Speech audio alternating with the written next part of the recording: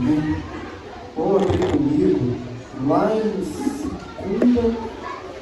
segunda carta aos Coríntios, capítulo 12. Amém? Segunda Coríntios, capítulo 12. Olha bem, estou muito feliz. Terminamos a festividade da igreja com excelência para a honra e glória do Senhor Jesus. Muita bênção. Confesso que cansa, gente, não é fácil. É uma bênção para quem está vindo e para quem está trabalhando, é um cansaço. Mas é uma bênção de qualquer jeito. É aquele esforço que vale muito a pena. Vale muito a pena porque é para o Senhor Jesus. Amém? Todo mundo abriu comigo? 2 Coríntios, capítulo 12. Diz assim, a visão de Paulo. Não é conveniente para mim, sem dúvida, gloriar-me. Eu passarei as visões e revelações do Senhor. Conheço o homem Cristo que há 14 anos, se no corpo eu não posso dizer, ou se fora do corpo eu não posso dizer. Deus o sabe. O tal foi arrebatado ao terceiro céu. E sei que o tal homem, se no corpo ou se fora do corpo, eu não posso dizer, Deus o sabe, foi arrebatado ao paraíso e ouviu palavras imprescritíveis que o homem não é lícito proferir. Do tal me gloriarei, mas de mim mesmo não me gloriarei, senão nas minhas fraquezas. Porque, embora desejasse gloriar-me, eu não serei um tolo, porque direi a verdade. Mas agora disto me abstenho, para que nenhum homem pense de mim acima do que vê em mim, ou que ouve de mim. E para que eu não possa exaltar-se acima da medida, pela abundância das revelações, foi-me dado um espinho na carne, o mensageiro de Satanás, para me esbofetear, para que eu não me exalte acima da medida. Por essa coisa supliquei ao Senhor 3 vezes, para que ele se afastasse de mim. E ele disse-me, a minha graça é suficiente para ti, porque a minha força se aperfeiçoa na fraqueza. De boa vontade, pois me gloriarei nas minhas fraquezas, para que o poder de Cristo repouse sobre mim. Portanto, eu tenho prazer nas minhas fraquezas, nas censuras, nas necessidades, nas perseguições, nas aflições por causa de Cristo. Porque quando eu estou fraco, então eu sou forte. Quando eu li isso ontem, confesso aos irmãos que eu não preciso nem falar nada. Aqui já está tudo falado. Mas quem somos nós? Hoje, gostaria que todos refletissem. Vamos lá, quem é Paulo, esse homem que está falando? Um dia desses, graças a Deus, eu falei aqui em cima do altar sobre a perseguição de Paulo e sobre o caráter de Paulo. Mas vamos voltar um pouquinho. Paulo ele foi um homem perseguidor, depois ele foi um homem perseguido. Paulo foi ferramenta de Deus para abrir várias igrejas. Paulo seria uma espécie de bispo hoje, seria uma espécie de um pastor presidente hoje.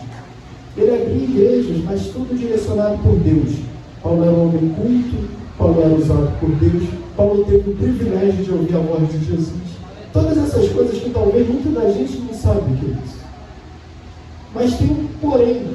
A Bíblia diz que Paulo tinha um espinho na carne. Eu não posso dizer que espinho é esse, porque a Bíblia não vai dizer explicitamente o que é. Mas Paulo fala que toda vez que ele tentava se gloriar, toda vez que ele sentia um pouquinho de orgulho no seu coração, vinha um acusador e mostrava que ele tinha um espinho na carne.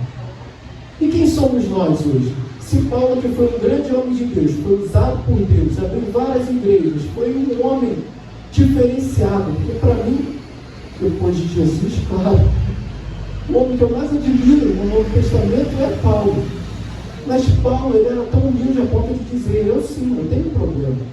Toda vez que eu tento me achar um tal, eu me lembro do quão pequeno eu sou. E hoje, o erro de muitos cristãos estão perdendo a bênção por causa do orgulho. Achar que é maior. Eu me lembro, quando a Bíblia Bíblia diz, lá em 1 Coríntios, logo no começo, fala que quando Paulo, a igreja estava reunida para falar mal. Uns eram a favor de Paulo, outros eram a favor de Apolo. Mas Paulo disse uma coisa tão bonita. Paulo falou, eu sou feliz porque não batizei nenhum de vocês aqui na igreja, para que não dissesse que a glória é minha, mas sim de Jesus. Então Paulo era humilde o suficiente para querer mostrar que não existia nada que ele pudesse ser maior, senão Jesus. E muitos cristãos hoje estão muito preocupados em aparecer, mostrar que é maior, porque eu faço, porque eu prego, porque eu vou para cá, e muita gente aceita Jesus, porque através da minha palavra, que palavra? A palavra do homem é vã se não for Deus ali. Se o Espírito Santo não der a direção, o homem não consegue nada. Nada, não é nada. E Paulo sabia muito bem disso. Se tinha uma coisa que o orgulho não poderia fazer, era mexer com o coração de Paulo. Porque toda vez que ele pensava em ser orgulhoso, lembrava que tinha espinho na cara.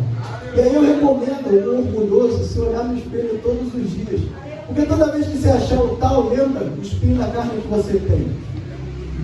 Lembra aquilo que toda vez que você tenta ser forte, você lembra que você é fraco. Porque se não for por Deus, você nem levanta.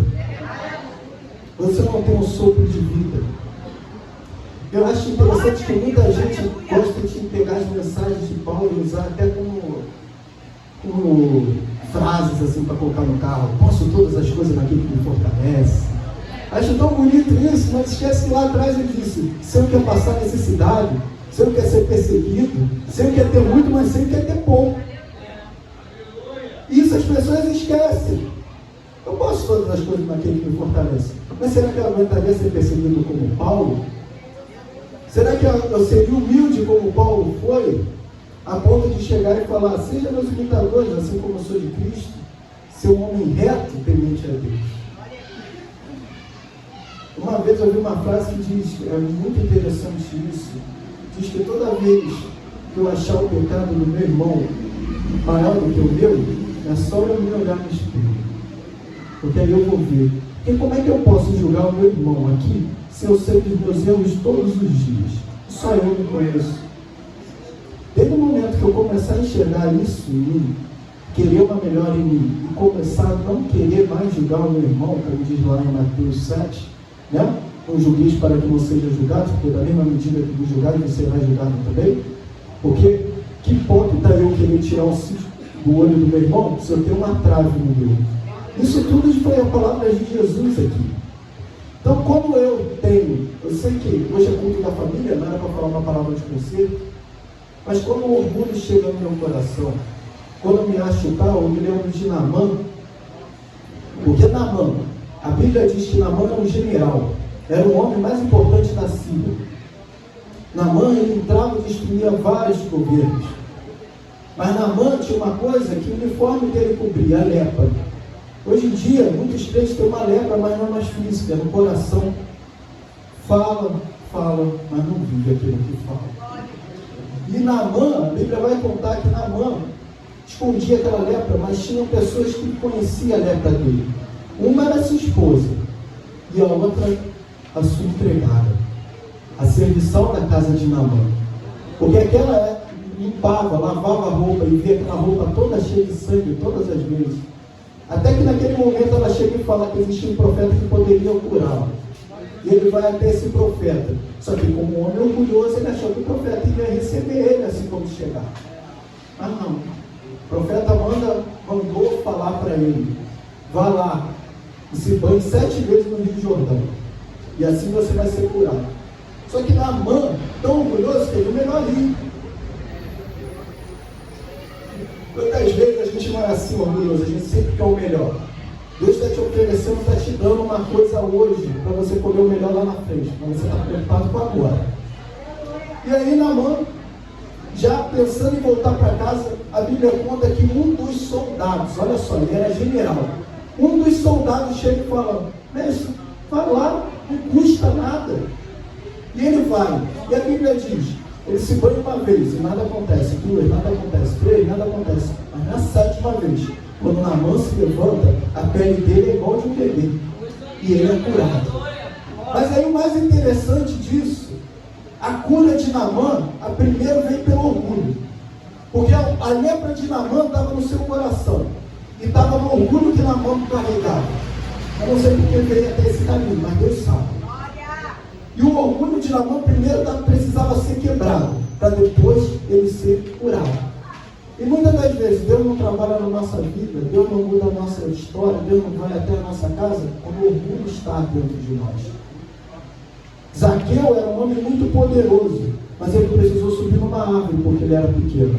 Foi através disso, quando quebra o orgulho dele, que Jesus entrou na casa dele.